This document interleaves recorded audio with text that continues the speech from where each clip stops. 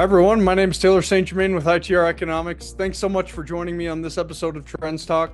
We at ITR, your apolitical and unbiased source of economic intelligence, and today I wanted to discuss manufacturing. Generally good news on the manufacturing front. When we look at our overall manufacturing benchmark, the 12 over 12 growth rate has not only turned positive, but is rising at an accelerating pace. This is a welcome sign after that growth rate was essentially negative for most all of 2024 and even into early 2025. But hey, that growth rate has improved. We're seeing accelerating growth, and we expect this accelerating growth to continue. Now, that's not to say that every manufacturing vertical market or subsegment is positive. There are clear areas of growth, areas of opportunity. And I would head over to our ITR Trends report to reference some of the numbers that I'll share with you.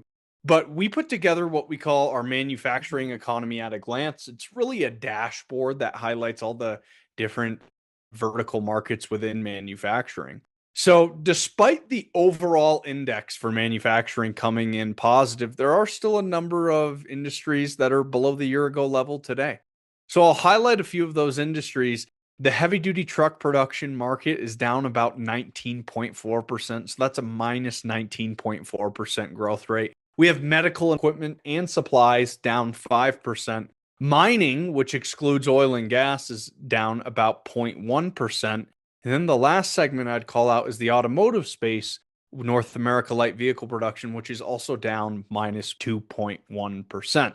So again, despite the overall index being positive, there are a number of subsegments that we're still seeing some negativity in. But if you look at even those segments, as we progress deeper into 2025, we do expect those segments to enter the recovery phase of the cycle.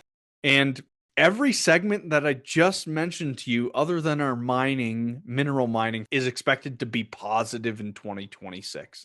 And I think that's a key point here, which is, as I talk to folks, I know there's still some pessimism out there. You know, if, like I mentioned, if you're in any of those different vertical markets that are still negative today, you might not feel as optimistic as the rest of the economy feels. But I still hope you're looking ahead to growth. Because again, one of our biggest concerns is not will we grow in 2026, it's will you be able to keep up with that growth.